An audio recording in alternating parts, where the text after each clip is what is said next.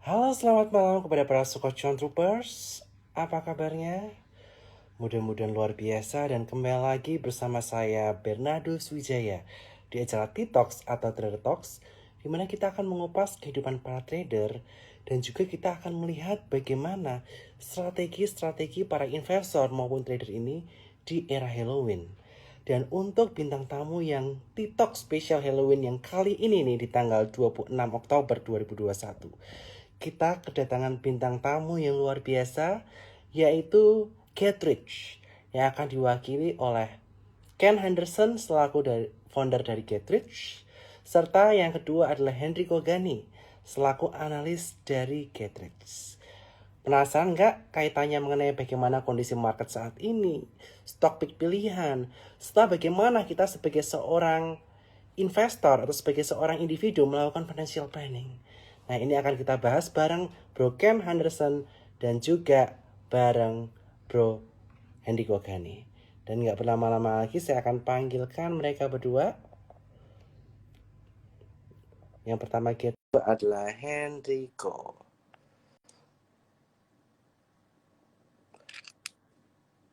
Mudah-mudahan sudah join. Wow, halo Ken. Ken pakai Batman ya hari Hai, ini ya. hai. Halo Bernard, halo. Luar biasa. Itu kostum Batman ya. Halo, Tapi Ken Hai, bawahannya nggak kayak aku nih. Aku ya, kolaborasi antara Zoo dan ini nih. Dan Dracula. Kalau ternyata si Zoro ya. Henrico nih Mario Bros ya, lucu banget nih. Iya. Riko iya, cute banget ya. Kelihatan kepalanya gede, badannya kecil. Pakai Mario waduh, Bros, bajunya kecilan itu. iya Nggak, nih. bercanda, Kalau gue bercanda. duduk jadi narik. Iya, iya. Anyway, thank you ya buat Ken dan juga Henrico yang udah hadir nih meramaikan T-Talks atau Trader Talk spesial Halloween. Nah, sebelum kita ngobrol-ngobrol lebih lanjut nih, ini kan banyak nih teman-teman angkatan COVID yang belum tahu mengenai Getris nih. Mungkin sebelum kita masuk ke sana, si Ken bisa nggak jelasin Getris itu apa dan kenapa Getris ini didirikan?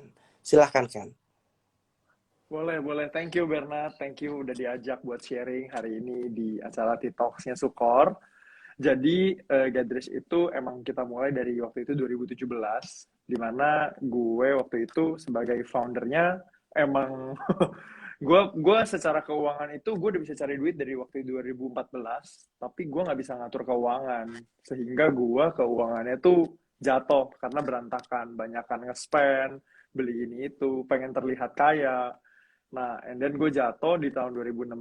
Nah, di situ gue sadar kalau secara keuangan ternyata di Indonesia itu pada waktu itu nggak ada yang ngajarin secara netral. Gue nggak ketemu gitu siapa pengajar keuangan yang ngajarin secara netral. Nah, oh ini ada yang komen, ini kolaborasi cosplayer kah? Boleh juga. Nah, Karena kita menuju terus Halloween nih ceritanya. Oke, oke, ya, Ken. jadi Silahkan lanjut. jadi kita pakai kostum. Oke. Jadi si gua waktu itu udah jatuh secara keuangan, and then gue sadar kan, gue nggak ketemu nih orang yang benar-benar ngajarin keuangan secara netral. Nah dari situ gua praktek, gue belum praktek, gue belajar dulu, gue cari guru dulu yang benar-benar bisa ngajarin secara netral, and then gue ketemu beberapa figurnya emang di luar negeri adanya, jadi gue belajar sama T. Harv Eker, Robert Kiyosaki, and then Tony Robbins. Ya lebih banyak belajar sama mereka pada waktu itu. Gue balik ke Indonesia, and then gue praktekin ilmunya. Nah, keuangan gue comeback dari yang tadinya minus. Tadinya tuh sebelum minus gue bisa punya penghasilan 20 juta dalam waktu 1 hari dan berkali-kali gitu. Tapi karena kesalahan keuangan, maka gue minus kan. Nah setelah gue belajar dan gue praktekin, comeback keuangan gue gitu, balik lagi jadi lebih bagus. Nah ketika gue udah comeback, gue sadar ternyata ini tuh sebuah kesalahan yang banyak orang alamin, dan masalah yang solusinya tuh nggak banyak orang tahu gitu, dan gue udah comeback. Jadi pada saat itu kita bikin Gadrish untuk bantuin banyak orang supaya keuangannya juga bisa balik lagi dan bisa lebih bertumbuh lagi. Jadi deh sampai sekarang Gadrish kita Wow, ngajar luar biasa Ken. keuangan, Jadi awal investasi. mulanya karena Ken ini latar belakangnya sampai tahun 2017 udah kerja nih, tapi nggak bisa manage personal finances dengan baik. Akhirnya dia ikut training ke luar negeri. Jadi investasi leher ke atas itu penting ya. Teman-teman bisa ikut di Get Rich. Kalau Ken dulu ikutnya di luar negeri, ada Robert Kiyosaki, Anthony Robbins, dan lain sebagainya. Dan ilmu tersebut diterapkan oleh Ken di Indonesia, dan beliau ini sukses nih. Akhirnya dia memiliki kerinduan juga untuk men-sharingkan pengalamannya kepada anak-anak muda Indonesia supaya bisa memanage keuangan secara baik ya, Ken, begitu? Ya, begitu, Ber. Begitu. Wah, Terus luar biasa. akhirnya pas sambil jalan, ketemu Riko juga antusias banget kan. Riko juga belajar bareng, and then ya kita ngajar bareng juga gitu. Nah, penasaran nih, gimana ceritanya Riko ini join Get Rich? Awal mulanya kan aku tahu nih, Riko bukan di Get Rich. Karena kan aku kenal Riko juga udah lama. Gimana nih, Riko ini bisa menjadi part of the Get Rich community juga kali ini? Nah, Iya, silakan jadi Riko aja yang cerita. uh, awalnya karena kan kerja ya, pertama kerja, terus merasa kok kayaknya kurang nih apa namanya duitnya kok kayaknya nggak numbu-numbu gitu ya. Terus udah gitu jadi Ken itu tuh pertamanya kita tuh satu kampus gitu, Nat. Kita satu kampus, terus karena satu dan lain hal si Ken pergi dari apa teknik sipil Untar waktu itu, terus dia ke tempat lain. Nah, ketemu lagi nih, abis lulus tuh ketemu lagi gitu. Ketemu lagi, loh kok dia udah jadi developer gitu. Awalnya tuh karena itu kan, padahal gue yang teknik sipil nih, gue yang belajar cara bangun rumah. Tapi kok dia bisa jadi developer? Di situ gue belajar, ternyata, oh masalahnya itu bukannya cuma hard skill, tapi gimana kita ngatur keuangan gitu. Bukan cuma gimana caranya bangun rumah, tapi gimana juga ngatur keuangan. Di situ gue belajar. Terus, nah Ken ini kenalin gue ke satu dunia investasi, terus udah gitu pertama properti, terus juga ke saham. Ternyata gue jatuh cinta nih di saham. Udah jatuh cinta di saham, ketemu juga nih sama Bernard. Terus long story short, ya jadinya karena kita sama-sama grow di tempat yang berbeda gitu ya. Gue grow di finance, di saham. Ken juga lebih ke investment di real ini ya, di apa namanya real sektor gitu ya. Ya kita sama-sama gabung, kita punya misi yang sama, yaitu ya kita pengen orang-orang itu punya literasi keuangan yang lebih baik gitu, orang-orang Indonesia, karena kan di Indonesia masih rendah ya literasi keuangan. Ya macam-macam, dari saham, dari Ken yang bisa bantu juga dari real sector dan properti gitu.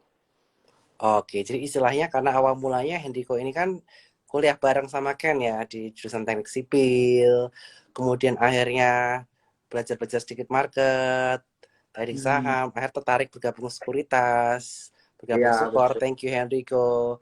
Dan akhirnya Thank you menjadi juga analis yang Bernard. handal nih Henriko. Udah masuk di Thank you. CNBC, IDX Channel, Berita Satu, pokoknya langganan lah sama Henriko. Jadi analisis Henriko Thank you. ini tak bisa dilakukan lagi. Oleh karena itu, sebelum kita bahas financial planning nih, cuan trupes ya pada nunggu ini. Kira-kira kondisi IHSG atau market saat ini seperti apa nih secara makroekonomi? Karena kita melihat IHSG ini saat ini udah lumayan sideways di area atas ya, di area 6580 sampai 6693, tapi masih belum bisa menjebol area 6693-nya. Apa kita harus take profit sebagian atau is still good to hold? Dan bagaimana strategi terbaik menghadapi kondisi market saat ini? Silakan Hendriko. Ya, kalau sekarang sebenarnya ini ya, justru marketnya menarik kalau kita punya view ya at least sampai akhir tahun lah gitu. Ya kenapa sih susah banget buat jebol all time high-nya ya, karena ya kita perlu bensin lah buat lari lebih jauh. Kayak kita udah maraton dari 6250, sorry sprint malah ya, sprint dari Yes. 6250 ke 6600 sekian, hampir 6880-an, hampir all time high-nya kan. Nah, kita tuh lagi istirahat lah sekarang, lagi di pit stop nih, lagi istirahat buat nanti naik lebih tinggi lagi. So, kalau ada koreksi sebenarnya sampai akhir tahun aja, itu kesempatan buat buy on weakness ya kalau menurut gua. Dan apalagi kalau kita ngeliat tuh ini banget nih, banyak banget nih foreign yang masuk ke Indo, kayak setiap hari 500 bio, 500 bio, kadang-kadang 1 triliun. Itu kan banyak banget ya. Itu sampai, dan semuanya masuknya ke big caps lagi. Jadi IHSG tuh potensi buat naiknya tuh tinggi sampai akhir tahun gitu. Nah, Kalau target akhir tahun sendiri dari Hendriko di angka berapa nih untuk IHSG? kalau dari gua sendiri, ya kita bakal ngelihat 6.750 lah ya pertamanya. kalau seandainya itu aja berhasil tembus dan kelihatannya bisa ditembus sih 7.000 bukannya mustahil ya buat IHSG. Oke, 6750 pemberhentian pertama, jika mampu menembus 6.800 potensial bisa sampai ke 7.000. Nah, lalu ada kaitannya nih, Hendiko, mengenai isu-isu yang lumayan hangat akhir-akhir ini. Mulai ada tapering, di mana The Fed akan mengurangi pembelian obligasi di negara Amerika Serikat sana, yang mana yield obligasi akan meningkat, dan tentu saja ini akan mengakibatkan banyak investor akan pindah nih dari capital market ke obligasi. Dan juga kaitannya mengenai berbagai isu nih ke depannya, mulai dari kenaikan suku bunga, kemudian Evergrande di China, dan lain sebagainya. Akankah ini bisa menjadi momok yang mampu meruntuhkan IHSG di bulan November nanti? Ataukah malahan jika ada berita negatif seperti ini di bulan November nanti menjadi opportunity kita untuk melakukan pembelian? Silakan Hendriko. Kesempatan pembelian ya Nat ya, kalau menurut gua. Yang pertama sih kalau gua ngelihat tapering off ini tuh mau nggak mau akan terjadi gitu. Karena kalau kita lihat pertamanya, itu kan quantitative easing kan gede banget ya dari tahun 2020 gitu. Tapi sekarang nih COVID-nya udah mulai mereda gitu. Apalagi yang mau dibiayain sama pemerintah. Pemerintah udah nggak harus subsidi sebanyak tahun lalu ataupun awal tahun ini gitu. Mau nggak mau karena pembelanjaannya berkurang, dia nggak butuh dana terlalu banyak, dia nggak perlu pinjem ke The Fed lagi, nggak perlu keluarin bonds banyak-banyak, yang bondsnya itu kan dibeli The Fed ya. Seandainya tidak terjadi quantitative easing, nggak terjadi ini pun, tapering pun, ya otomatis akan terjadi. Orang nggak ada yang didanain kok sama The Fed. So, I think nggak ada yang perlu ditakutin ya dengan tapering off. Apalagi juga di Indonesia sendiri, rupiah tuh cenderung stabil. Kita masih punya growth secara capital, secara market ya, secara equity kita masih punya growth. Terus kita rupiah stabil, komoditi kita coal sama CPO itu kan jagoannya ekspor kita ya. Itu semuanya lagi tinggi-tingginya. So I think nggak ada yang perlu ditakutin dengan itu, dengan tapering off. Terus kalau dengan Evergrande gimana ya, Evergrande memang ya kalau gagal ya pertama pasti China dulu lah. Kalau seandainya di China dia berhasil kekep gitu ya, bahwa itu nggak kemana-mana, nggak jadi sistemik, ya China itu sebenarnya kan nggak menarik ya, pasti flow-nya lari keluar. Salah satunya ya kita, gitu. Kita yang dapat flow-nya gitu, keluar dari Asia Pasifik masuk ke kita. So I think nggak ada alasan buat IHSG jadi jelek ya sampai akhir tahun lah at least gitu. Oke, jadi malah bad sentiment ketika IHSG terkoreksi. Biasanya kalau Oktobernya hijau nih, Novembernya merah, ini malah menjadi potensi kita untuk melakukan aktivitas pembelian. Mengingat yang pertama di Asia Pasifik itu banyak ada masalah seperti China, mulai dari kasus yang teknologi sama pemerintah mulai diawas-awasin, kemudian kaitan mengenai Evergrande, kemudian Indonesia negara proxy to komoditi. Terus Indonesia menjadi salah satu negara yang COVID-nya terus melandai. Ini menjadi peluang IHSG untuk mencetak all time high-nya. Karena kita melihat Dow Jones, Nikkei Osaka, Nasdaq telah mencapai all time high terus, tetapi IHSG belum. Dan buat teman-teman yang penasaran, pengen beli saham dan buka rekening di Sukor Sekuritas, mumpung belum koreksi, kita buka rekening dulu. Nanti waktu koreksi kita udah bisa beli nih pakai rekening Sukor. Jangan lupa buka di eform.sukorsekuritas.com, atau teman-teman kalau mau bergabung buka rekening Sukor bareng Getrich juga bisa DM ke Getrich ya, dan juga Hendriko, nanti langsung dimentorin oleh mereka berdua. Dan sebelum kita bahas materi yang serius lagi nih, aku juga pengen tanya ke Ken nih, kaitan mengenai beberapa hal yang viral di Twitter, di Instagram oleh beberapa stock influencer akhir-akhir ini. Nah, akhir-akhir ini kita ngelihat nih kan, ada rumor, gosip, berita yang ramai soal split bill. Nah, bagaimana pandangan Ken kaitannya mengenai split bill ini? Silahkan Ken. Oke, menurut gue sih sebenarnya kalau bahas soal split bill, ya konteksnya sebenarnya pasangan kan. Pasangan itu sebenarnya sepadan yang penting. Jadi kontribusinya nggak cuma ngomongin soal uang.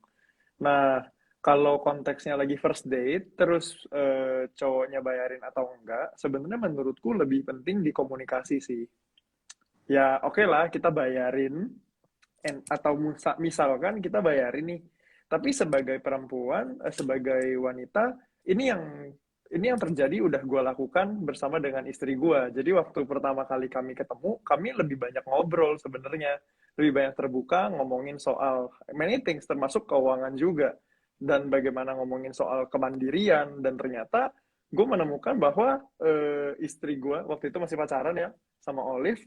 Olive bahkan cerita kalau gue lebih prefer gue bayar sendiri. Nanti deh kalau lu mau bayarin gue pas kita udah serius benar-benar mau jadi aja gitu. Jadi pada saat itu sih lumayan enak ya, karena apa? Yang kita jaga komunikasinya. Bahkan sampai menikah pun kan komunikasi tetap harus dijaga kan. Jadi mau cowok ataupun cewek yang bayarin sebenarnya nggak masalah sebenarnya. Menurut gue ya, karena ini gue cowok nih ya. Kalau misalkan gue jalan sama cewek gitu, gue jalan sama cewek dan pada waktu itu gue kondisinya kan bukan lagi punya uang. Tapi ya untuk bayarin, kita bayarin tapi makannya ya nggak harus makan yang mewah, biasa aja. Gitu. Menurut gue sih gitu ya, Ber. Oke. Nah, tapi kan gini nih, cewek kan semua nggak sama. Ada yang kayak Olive, ada yang kayak lainnya.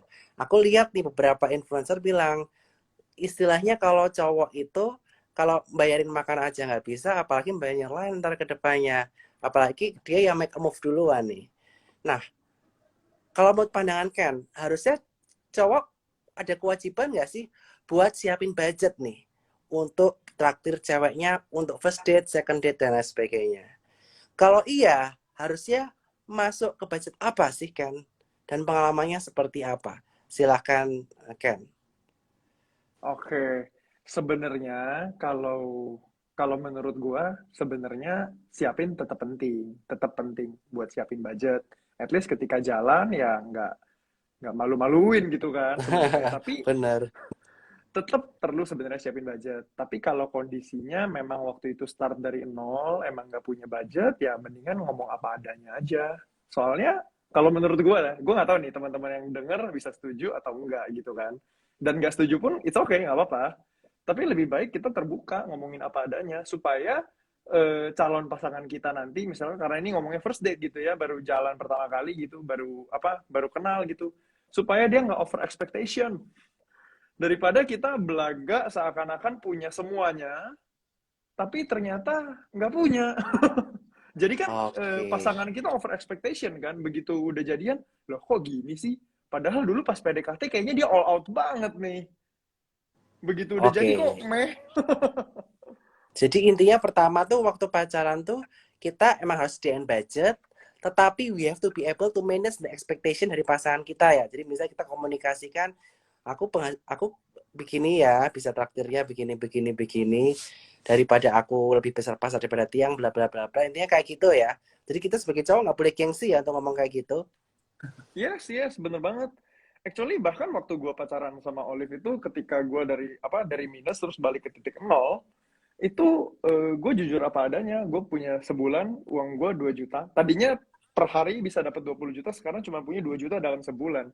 Nah, gue bagi kan keuangan gue di mana budget play itu 200.000 buat hiburan 200.000. Nah, dari 200.000 itu dibagi dong ke 4 minggu dalam sebulan. Artinya kan 1 minggu cuma punya 50.000. Mau nonton bioskop aja nggak cukup kan? Betul. Nah, yang kami lakukan adalah kami cari hiburan yang harganya murah. Bisa waktu itu rajin lari di GBK, terus ke museum. Makanya yang di pinggiran-pinggiran aja, yang emang budgetnya cukup gitu. Intinya jangan gengsian, kita harus terbuka, dan kalau memang cewek itu mau sama kita ya istilahnya kita ya jalan aja ya. Jadi cinta belum tentu memandang materi, intinya begitu ya Ken ya. Ya pas waktu itu masih pacaran. Ini ada yang nanya waktu itu masih pacaran. Iya, waktu itu masih pacaran. Tapi kita udah ngomongin serius nih. Kita mau kemana nih abis ini. Jadi dari situ kan kita usahain bersama-sama. Oke, luar biasa nih kita bahas gosip bareng Ken, udah terjawab tuntas. Ternyata Ken dulu pernah mengalami masalah juga keuangan, dan akhirnya bisa come up to the solution. Olivia bisa menyesuaikan, bisa menerima apa adanya karena Ken udah terbuka dari awal, dan akhirnya sekarang udah ke jenjang pernikahan. Anyway, selamat ya Ken ya, dan udah menjalani lebih dari setahun nih, luar biasa. Nah, kalau ketemu cewek materi gimana Ken? Kita Kalau sebelum ke ketemu cewek Hendriko matre, nih. selama kamu ngerasa bisa menghidupinya, bisa ngikutin gaya hidupnya, ya silakan aja. Cuman sih kalau menurutku penting buat kita bikin kriteria sebelum kita cari pasangan karena kan for lifetime toh. Jadi Yes. sebelum gue ketemu Olive, gue sebenarnya ada ketemu beberapa yang ya kami kenal tapi nggak sampai pacaran, kenal jalan buat ngobrol-ngobrol aja. Ketika kenal dan ketika belum pacaran itu kita perlu banyak banget bertanya. Bahkan sebelum menikah pun kan kita perlu banyak bertanya supaya kita tahu dia tuh kayak gimana karakternya. Kalau memang misalkan nggak Yes. cocok ya jangan dilanjutin sampai ke pernikahan karena itu lifetime coy. Agree, agree, agree. Wah, luar biasa. Dan selanjutnya kita langsung balik ke Hendriko lagi ya. Kita udah bahas soal curcol-curcol yang lagi hot di sosial media. Sekarang kita akan bahas nih kaitannya mengenai saham. Di sini pasti udah banyak yang penasaran nih.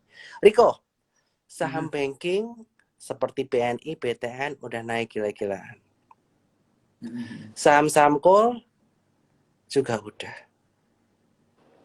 Kira-kira nih, saham apa yang masih laggard, yang masih layak oleh dikoleksi para cuan troopers nih? Sektor-sektor apa dan sahamnya seperti apa?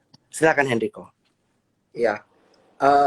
Kalau menurut gue pribadi, banking memang udah lari ya. Cuman kalau memang ada koreksi, sebenarnya itu masih bisa diambil sih buat window dressing. Karena kita tahu ya, kalau window dressing itu kan ngambilnya rata-rata yang big caps gitu, yang index mover. Banyak perbankan kita tuh yang merupakan index mover, kayak 4 bank besar kita. Itu yang pertama. Terus saham lainnya yang masih menarik, menurut gue itu Astra, ASI, itu juga menarik, dan Yes. consumer goods menurut gue masih menarik juga gitu. Consumernya yang mana nih? Kalau consumer, kalau yang big cap sih ya, kalau big cap sih gue suka ICBP gitu. Kalau ICBP itu Kenapa ICBP? gue, ya jadi kalau ICBP itu gue melihatnya gini, sekarang itu purchasing power ada, tapi memang belum fully balik gitu lah ya, belum, karena kan restriction banyak gitu. Terus kalau kita ngelihat nanti ekonomi udah mulai pulih, orang udah mulai bisa beraktivitas dan juga banyak apa namanya, banyak kegiatan di luar, ya akan terjadi namanya uang yang lebih muter gitu kan ya. Uang lebih muter itu nantinya akan masuk ke sektor-sektor gitu. Sektor-sektor ya seperti consumer, terus otomotif gitu. Jadi orang-orang akan spending, akan belanja gitu. Pariwisata juga, cuman sayangnya pariwisata kan banyak sahamnya nggak terlalu liquid ya gitu. Terus setelah masuk begitu, kan akan terjadi namanya inflasi lah ya kita sebutnya. Ini yang orang-orang juga sudah cukup bahas, inflasi itu terjadi. Tinggal masalahnya sekarang kalau terjadi inflasi nih kayak ICBP, karena misalnya harga CPO lagi naik, gandum lagi naik, bisa pass on nggak mereka gitu. Kalau kalau kita ngomong ICBP lebih mudah untuk pass on karena kita kadang-kadang harga Indomie dinaikin 10% nggak berasa gitu. 2.000 jadi 2.200 nggak terlalu berasa gitu. Mereka lebih punya kapabilitas buat pass on, mereka punya cost akibat harga komoditasnya yang tinggi. Itu yang pertama. Terus yang kedua juga, kalau kita ngelihat dari valuasinya, saham-saham consumer tuh valuasinya belum kemana-mana. Di tengah saham-saham sektor lain yang udah lari kemana-mana gitu. Jadi menurut gue ini masih menarik sih. Masih menawarkan upside yang cukup gede untuk ICBP gitu. Nah, Oke, sektor consumer ya, karena kan daya beli masyarakat juga meningkat ya, kan Indonesia negara proxy to komoditi, lapangan pekerjaan mulai ada karena PPKM relaksasi dan lain sebagainya. Nah, lalu kaitannya mengenai emiten properti gimana nih? Katanya biasanya habis komoditi boom, orang-orang kaya, orang-orang yang kerja di tambang-tambang sana dapat banyak duit nih.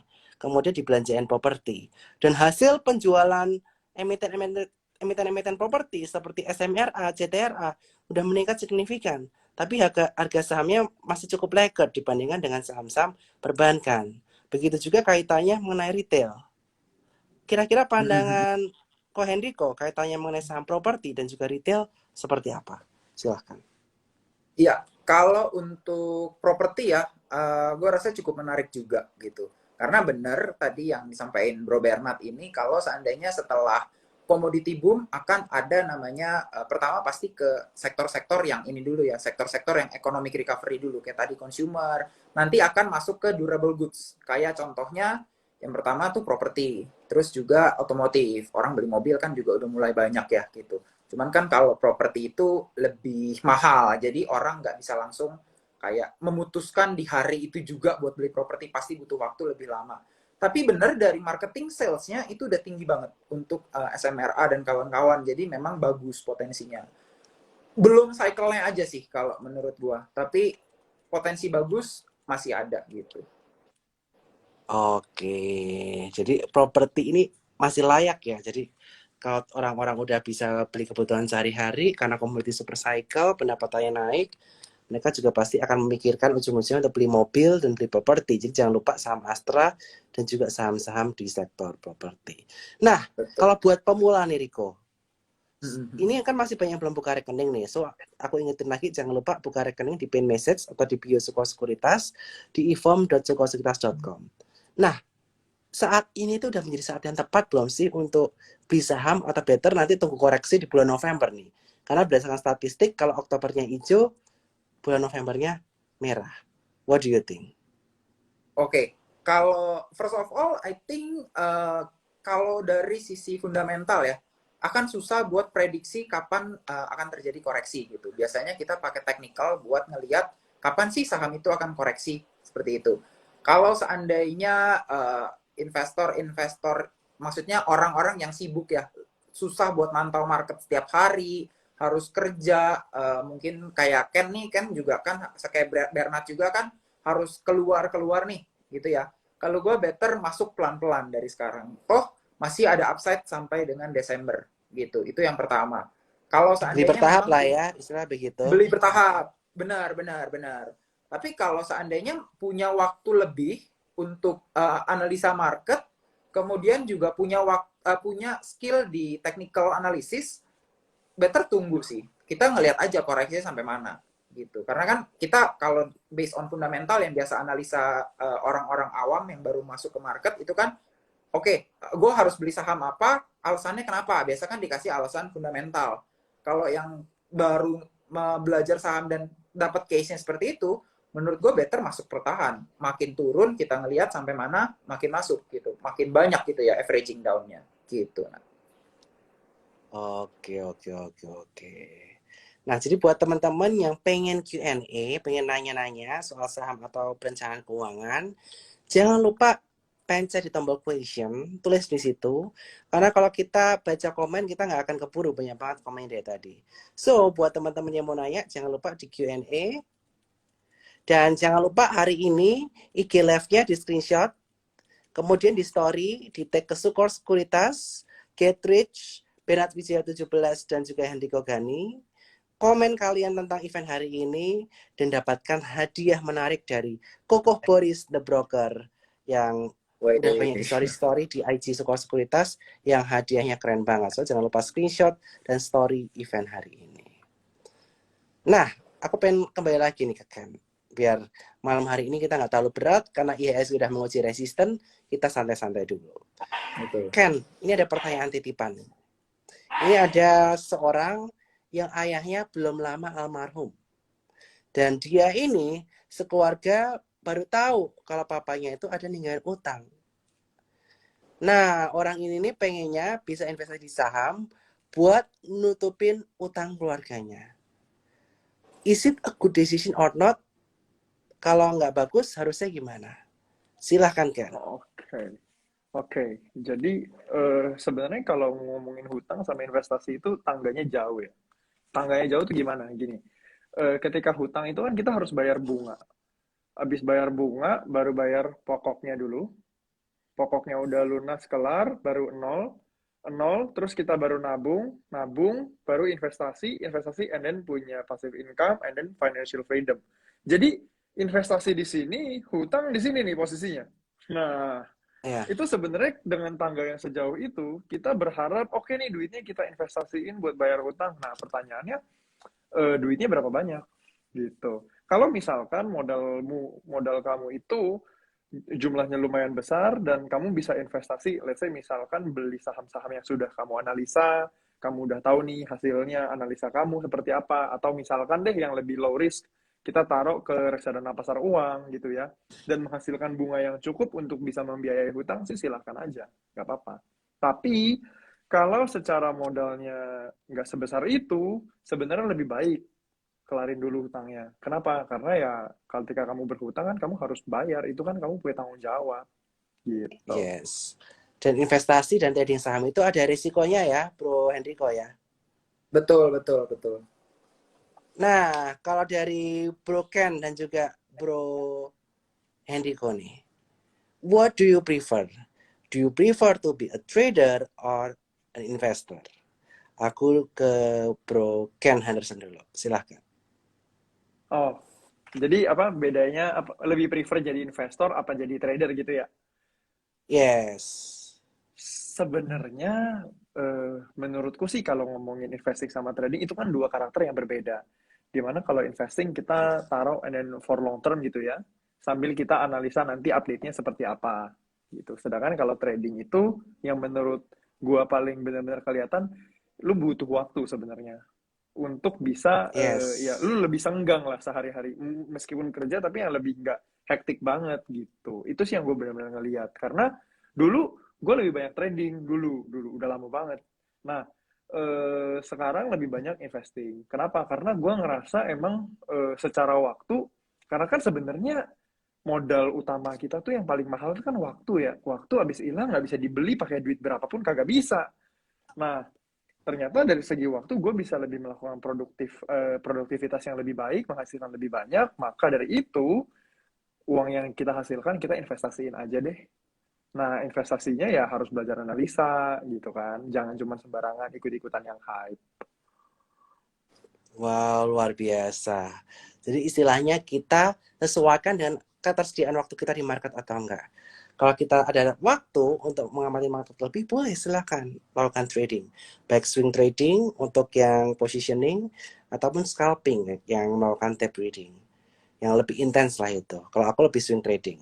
Tapi kalau teman-teman nggak sempat, lebih banyak waktu untuk mengurus bisnis, mengurus keluarga, dan lain sebagainya, better investasi nggak masalah juga seperti koken. Nah, kalau Hendriko sendiri bagaimana nih? Silahkan.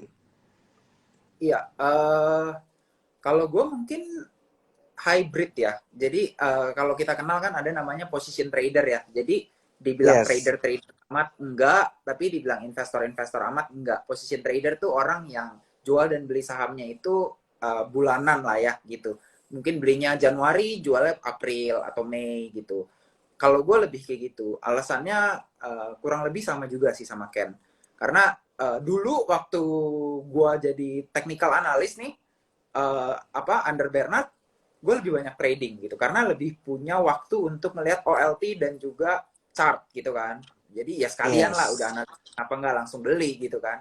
Sehari-hari kerjanya kayak gitu. Sekarang waktu jadi equity research di fundamental kan yang kita ngelihat tuh bukannya online trading lagi, tapi lebih ke financial modeling, Microsoft Excel, terus juga Microsoft Word gitu kan. Jadi buat analisa tuh lebih sulit gitulah. Waktunya ya, bukannya sulitnya, tapi waktunya itu lebih lebih terbatas gitu. Jadi gue milih untuk position trading pakai fundamental juga, tapi gue combine juga dengan technical. Jadi kapan entry-nya ya masih pakai lah gitu. Jadi balik lagi sih kayak kata Ken juga bener, available waktunya gitu, availability waktunya. Kita tuh kira-kira lebih worth it mana nih waktu kita buat trading, karena kita ya daripada tidur di rumah kan mending cari duit kita trading gitu, atau oh nggak bisa kalau kita trading terus bisa-bisa dipecat nih gitu kan, better kita ya position trading Yes. yang kayak gitu ataupun investing kalau gue gitu. Good idea nih. Jadi dulu Hendriko tuh emang aku hire pertama tuh jadi teknik analis tuh. Jadi emang kerjaan dia trading, jadi dia udah sampai katam nih. Baca candle, baca chart pattern, dan lain sebagainya. Tapi akhirnya dia ini tertarik ke research analis. Jadi kita kasih opportunity ke sana dan he's doing really good job. Dan dia jadi saking sibuk yang ngurusin angka, ketemu emiten, bikin research report. Jadi Hendriko ini nggak sempat amat lah ngampetin cat tiap hari. That's why dia lebih position trading hari ini. Kalau aku sendiri, aku juga masih swing trading, tapi yang saham-sahamnya fundamentalnya bagus lah. Istilah Ya, begitu. Jadi top down analysis dulu, baru habis itu analisis candle, chart pattern, baru beli. Jadi tiap orang beda-beda. Yang penting sesuaikan dengan ketersediaan waktu kalian. Oke, dan kita akan bahas nih, udah ada banyak pertanyaan. pertanyaan pertama dari Mukarlipo. Ini kayak buat si Ken Henderson. Kalau misal masing-masing pasangan punya masing-masing saham untuk pensiun, seru enggak? Atau kalau kita udah nikah, mending portofolionya satu aja. Silahkan Ken Henderson. Oke. Jadi ini pertanyaannya bagus karena banyak orang yang bingung. Tapi kalau dalam prakteknya sebenarnya jawaban yang mau gue jawab ini subjektif, terserah mau diikutin boleh, enggak pun enggak apa-apa, enggak setuju pun it's okay. Yang kami lakukan adalah gue punya portofolio sendiri, Olive punya portofolio sendiri, dan kami punya rekening bersama yang diinvestasiin bersama-sama juga. Gitu. Jadi kami pun bagi tugas. Kalau yang buat bersama-sama, kalau di saham gue yang handle, tapi kalau di instrumen lain kayak peer-to-peer lending gitu, itu Olive yang handle. Jadi lebih dikomunikasiin dan disepakatin bersama aja sebenarnya. Dan dilihat juga strength-nya masing-masing. Strength-nya di mana gitu. Tapi kalau ada yang mau gabung pun ya silahkan aja. It's okay. Oke, jadi istilahnya ini sesuai kesepakatan yang intinya semua harus dikomunikasikan kalau udah menikah. Sudah tidak lagi dua, tapi menjadi satu. That's why komunikasi itu penting. Oke, selanjutnya kita pengen ke pertanyaan selanjutnya nih. Ini hari ini saya bukan pembicara ya. Kalau nanti saya pembicara, ntar next tanya saya. Sekarang ini tanya Hendriko nih. Bagaimana prospek saham komoditas jelang tapering?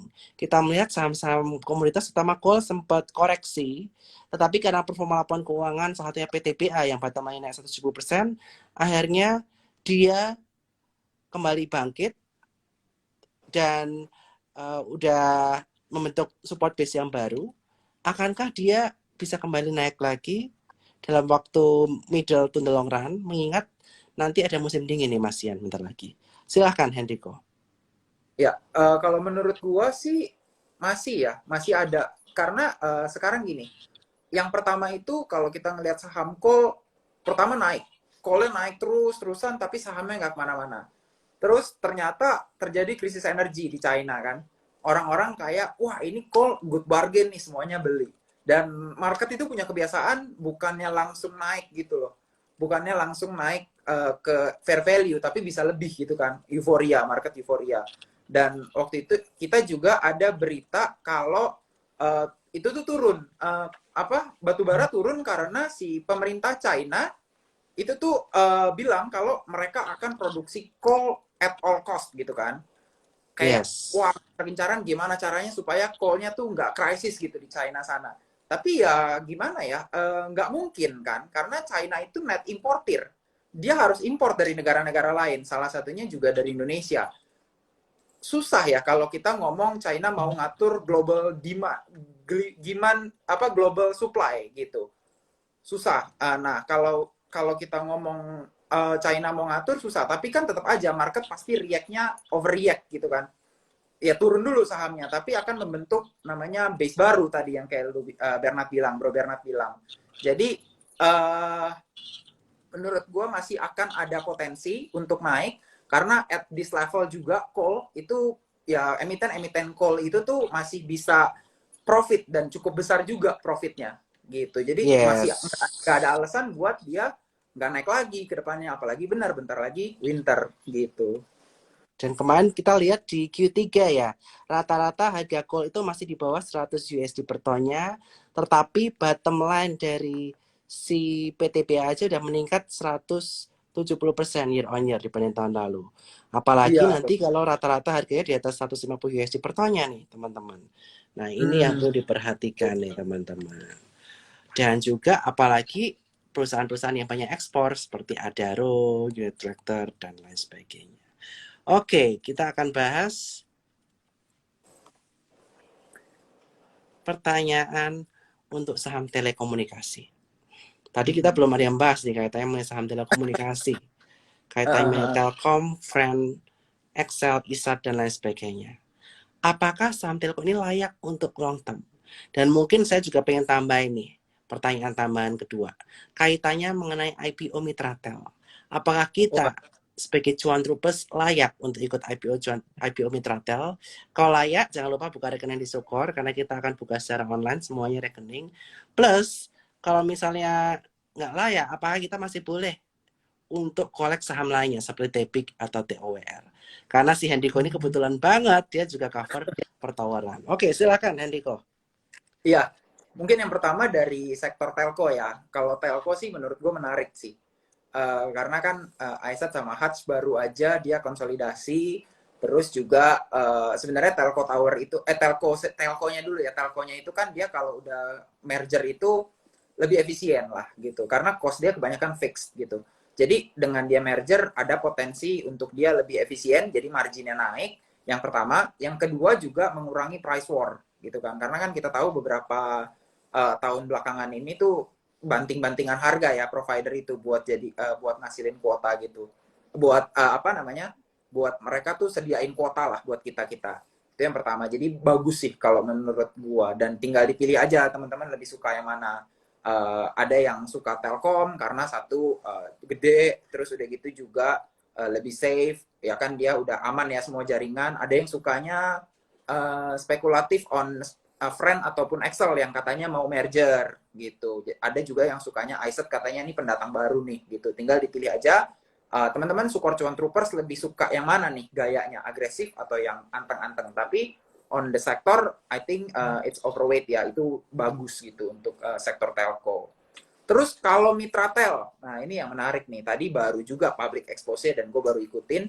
Jadi Mitratel nih punya daya saing yang beda dari tower dan tebik gitu.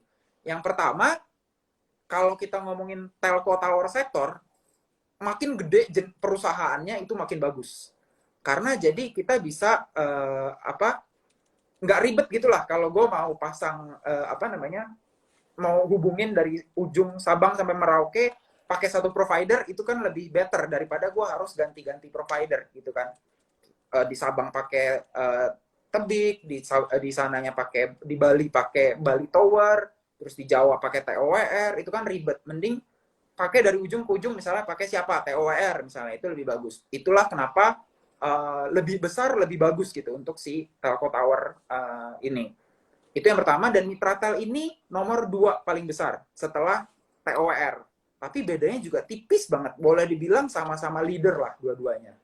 Terus yang kedua, si Mitratel ini kita kenal namanya tenancy ratio gitu. Tenancy ratio tuh jadi satu tower ada berapa tenan. Tenancy ratio-nya tuh masih kecil. Artinya apa? Kalau dia masih kecil, dia nggak butuh modal banyak buat ngundang provider-provider taruh BTS di tower mereka gitu. Jadi gampang, gue punya tower di sini, lu tinggal taruh aja. Tinggal taruh artinya dia nggak butuh banyak capex gitu. Itu yang kedua. Dan yang terakhir, Mitratel tuh banyak kan di luar Jawa itunya. Towernya tuh banyak kan di luar Jawa. Ini tuh jauh berbeda dengan tower sama tebik yang adanya di Jawa. Jadi kalau seandainya Excel, Friend, Aisat, Hutch, ataupun si Telkom udah ada lah ya, kita nggak usah sebut. 3 ini dia mau ekspansi keluar Jawa, pakai Mitratel tinggal taruh aja. Oke, taruh. Cost-nya jadi kecil, tapi potensi buat upside-nya lebih besar gitu. Jadi Mitratel menurut gua menarik gitu. Dan di harga yang sekarang, harga IPO-nya ini, itu kalau dihitung 11 sampai 14 kali EV EBITDA, karena kan ranging ya harganya kan 775 sampai 975. 11 sampai 14 kali itu murah. Kenapa? Karena tower aja sekarang setelah akuisisi SUPR itu 13 kali dan TBIG 17 kali. So, I think it's cheap enough ya buat Mitratel gitu. Oke, jadi jangan lupa nih buka rekening bareng Sukor di evop.sukorsekuritas.com. 1-2 hari kerja jadi, dan nanti teman-teman akan bisa IPO Mitratel bersama Sukor Sekuritas, atau bisa trading saham-saham lainnya juga yang menarik bareng Sukor Sekuritas. Kita lanjut ke pertanyaan buat Ken. Ini ada yang nanya nih, Ken.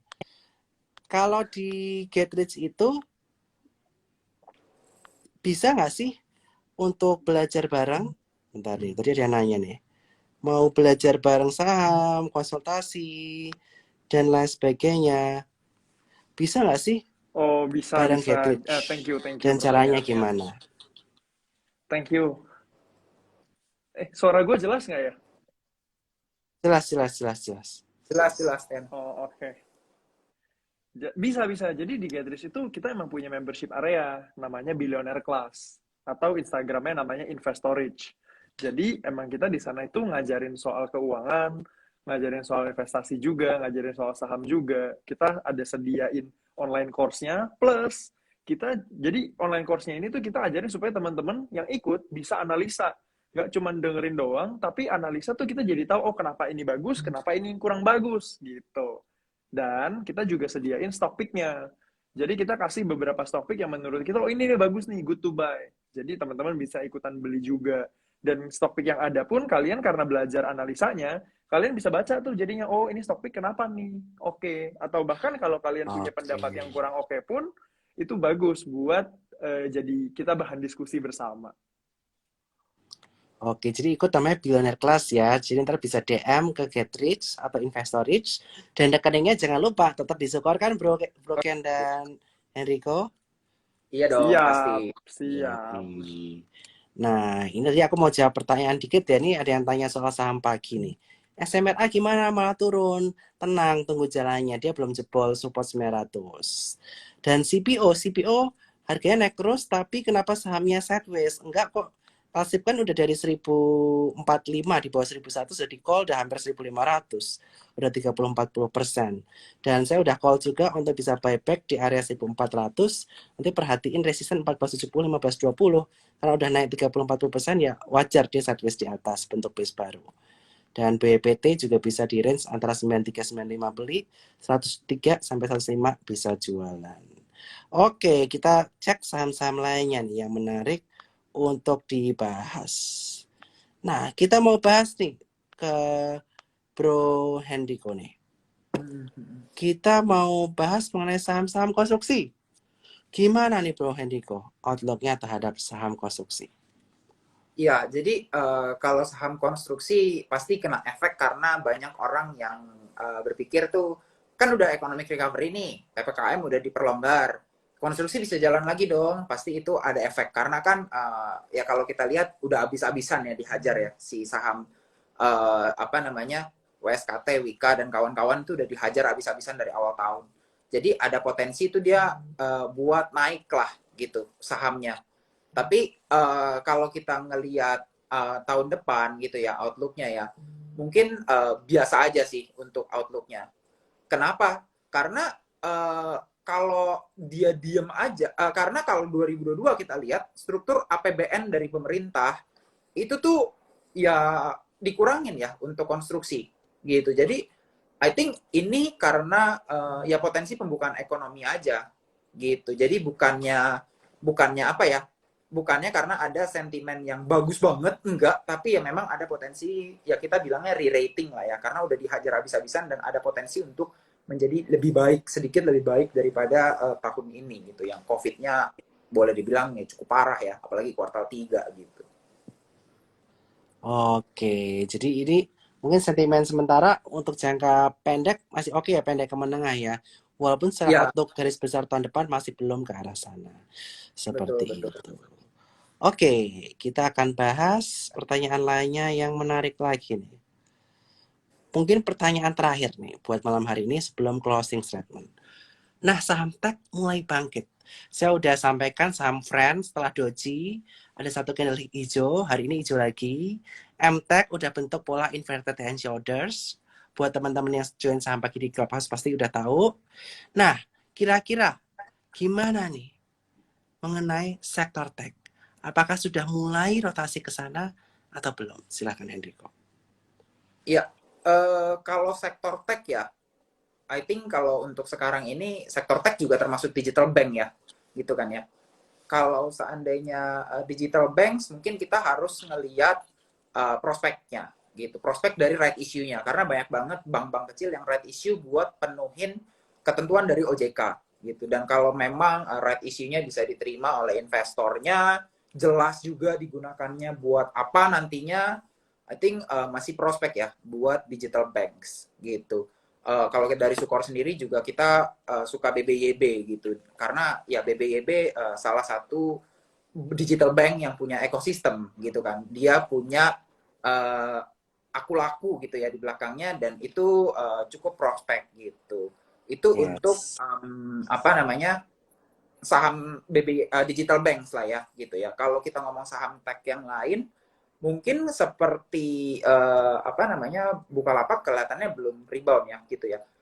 Tapi gini sih, kalau tech ya, kalau gue pribadi, gue melihat saham tech tuh seperti go big or go home. Artinya apa? Bukan artinya tech itu jelek. Tech itu bagus sih, cuman harus diperhatikan kalau saham tech ini kan masih apa ya, masih grow ya, early grow gitu kan, tahap awal gitu, dan akan ada yang mati dan akan ada yang bertumbuh gitu. Kita harus pinter-pinter milih mana yang kira-kira akan sukses ke depannya. Kayak contohnya tadi BBYB dari Sukor Sekuritas, atau kita lihat itu potensinya ada bagus dengan apa ya tadi beberapa alasan tadi ya, punya apa namanya, punya ekosistem salah satunya. Dan juga kita harus melihat nih kira pinter-pinter mana yang menang kan. Kalau seandainya kita pilih yang kedepannya kurang bagus, kurang menjanjikan prospeknya, ya itu sahamnya bisa mungkin mungkin tuh ARB, bukan ARB lah ya, tapi downtrend lah kita bilang, mungkin turun gitu. Jadi kita harus pinter-pinter pilih mana yang bagus, mana yang bagus itu maksudnya kira-kira kedepannya berhasil atau enggak. Which means saham tech itu menurutku sekarang higher risk but higher return in the future gitu. Oke, intinya saham tech itu kalau kita pilih itu either dua ya, go big or go home, itu yang paling penting. Berarti istilahnya high risk high reward. Jadi teman-teman harus Betul. sesuaikan, risikonya cukup dalam. Kalau saya pribadi, saya trading saham digital, saham teknologi itu metodenya swing trading. Jadi kalau trennya udah patah, aku biasanya lepas. Jadi kadang-kadang spekulatif buy on weakness, tapi disiplin stop loss. Karena masih terlalu deg-degan buat aku. Tapi kalau buat teman-teman siap go big for go home, buy and hold nggak apa-apa. Tapi siap ruginya bisa belasan puluhan persen tuh. Saham-saham tech kalau koreksi, sekali koreksi gila-gilaan kan kayak beberapa minggu terakhir ini. Betul. Ya, mungkin kalau untuk saham tech, gue sangat setuju sama Bernard sih. Kalau gue pribadi, gue lebih pilih untuk swing trading gitu. Ngikutin aja arusnya kemana gitu. Karena ya siapa yang bakal menang ke depannya gitu. Ya karena kita belum tahu siapa yang bakal menang ke depan dan ini masih terlalu early lah to call a winner in this stage gitu. Nah kalau dari sisi Broken Henderson nih, Broken ini udah tertarik melirik saham tech atau belum nih? Dan alasannya kenapa? Silahkan Broken. Oke, ini preference personal kali ya. Gak apa-apa, kita Sebenarnya, kan ngobrol-ngobrol. Jadi kalau untuk pemula kira-kira preference-nya gimana kalau dari Bro Ken sendiri? oke, sebenarnya sih menurutku tech itu aku setuju banget. Gue setuju banget dengan yang Bernard bilang, dengan yang Rico cerita. Kalau pandangan gue sih sebenarnya gini, saham tech ketika kita mau beli, pertanyaannya itu sebenarnya serupa dengan saham-saham yang lain. Kalau kita secara produk kita pakai atau enggak nih gitu. Mungkin kalau gue boleh ngomong frankly speaking kayak Bukalapak gitu ya, gue sih udah nggak pakai. Udah lama nggak pakai gitu. Jadi ketika dia IPO lalu rame banget di luar sana, ya gue nggak beli sih sebenarnya. Karena menurut gue nggak pakai produknya. Kecuali mungkin yang nanti Goto gitu, ijo gitu, yang e-commerce yang kita pakai apa sih? Rata-rata kalau nggak ijo oranye kan, bukan yang warna merah, warna pink kan. Di member sih ketika gue tanyain juga kayak gitu. Jadi ketika ngomongin sahamnya, saham tech, ya gue beli yang gue pakai aja. Kalau selebihnya sih enggak ya. Belum lah, belum lihat, belum ngelirik ke sana sih. Oke, nggak masalah. Kita preferensi pribadi juga. Aku juga saham tech juga cuma untuk trading masian. Belum buy and hold masih belum berani. Jantungnya belum sekuat itu kalau saya pribadi. Oke, sekali lagi thank you buat Ken dan juga Hendiko buat malam hari ini. Mungkin closing statement dari Bro Ken dulu nih. Sebelum kita mengakhiri, karena event hari ini tinggal 6 menit lagi. Silahkan Bro Ken. Oke, kalau tadi yang ditanyain soal isu keuangan pasangan, sebenarnya yang namanya pasangan itu kan jadi satu, jadi harus sepadan sebenarnya. Dan ngomongin keuangan ataupun yang lainnya, intinya sebenarnya perlu bagi tugas. Karena kalian kan pasti bekerja sama tuh nanti. Ibaratnya gini, kalau dalam satu tim, sepak bola, yang nyerang ke depan nggak mungkin dong sambil nyerang ke depan terus nengok ke belakang, itu gawang dijaga ya. Atau bahkan yang di gawang bilang, woi lu nyerang ke depan yang bener ya, itu kan nggak mungkin. Kalian harus saling percaya dan harus saling bagi tugas, bagi peran. Supaya kehidupan keuangan, kehidupan berpasangannya pun lancar. Gue rasa itu sih, semoga bisa membantu teman-teman ya. Yes, thank you banget Ken. Kalau dari Hendriko gimana? Silakan Hendriko.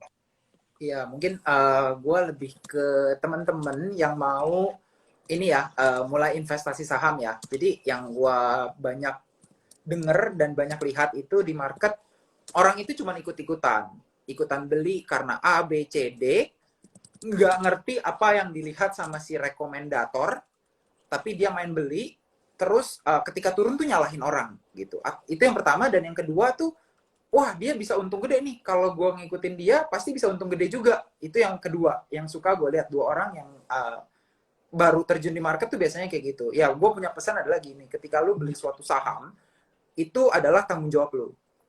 Yang ketik buy itu lu, yang ketik sell itu lu. Jadi rugi atau untung pun Yes. semua di tangan lu gitu. Jangan pernah ngikutin seseorang cuman karena wah kelihatannya dia untung, karena belum tentu dia benar-benar untung gitu. Yang pertama. Terus yang kedua, jangan beli sendiri tanpa tahu alasannya, karena ujungnya bingung. Bisa aja gua misalnya bilang beli deh BCA, terus gua nggak pernah kasih tahu kapan jualnya, dan ketika kita beda timing buat jualan, si orang yang dengerin itu rugi, dia nyalahin gua nggak bener nih kasih rekomendasi.